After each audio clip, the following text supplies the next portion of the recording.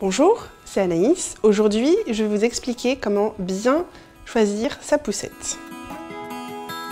La première question que vous devez vous poser quand vous devez acheter une poussette, c'est quelle va être votre utilisation au quotidien.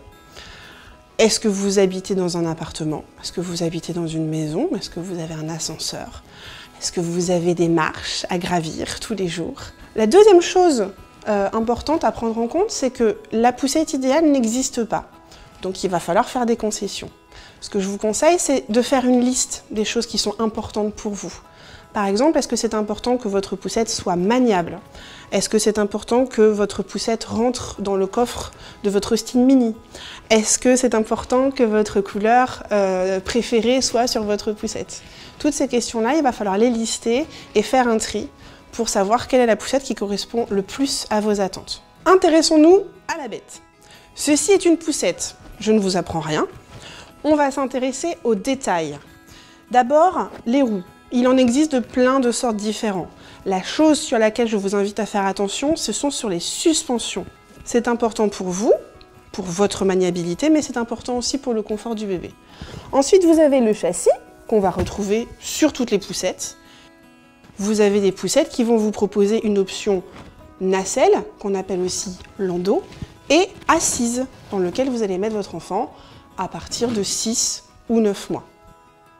Vous avez la possibilité, par exemple, d'avoir un guidon qui se règle en hauteur en fonction de la taille des parents. Vous avez la possibilité d'avoir l'enfant face à vous, mais aussi face au monde. Et c'est vrai que dans un premier temps, en tant que parent, on aime bien avoir son enfant face à soi. Et quand l'enfant grandit, quand il s'assied, il a envie de découvrir le monde et du coup, on va plutôt le passer en face monde. Un autre point important que vous devez voir quand vous achetez votre poussette, c'est l'endroit où vous allez la ranger. Est-ce que vous avez un local poussette? Est-ce que vous allez la laisser dans votre voiture? Est-ce que vous avez un garage? Et là, l'encombrement de la poussette va être primordial. Enfin, le dernier conseil que je peux vous donner, c'est de vous interroger sur la vraie utilité de votre poussette. Parfois, elle n'est pas nécessaire. Un bon porte-bébé premier âge et une poussette deuxième âge sont amplement suffisants. Merci beaucoup de nous avoir suivis, j'espère que mes conseils vous ont été utiles. Je vous invite à vous abonner à la chaîne Doctissimo Maman et à très bientôt pour de nouvelles vidéos.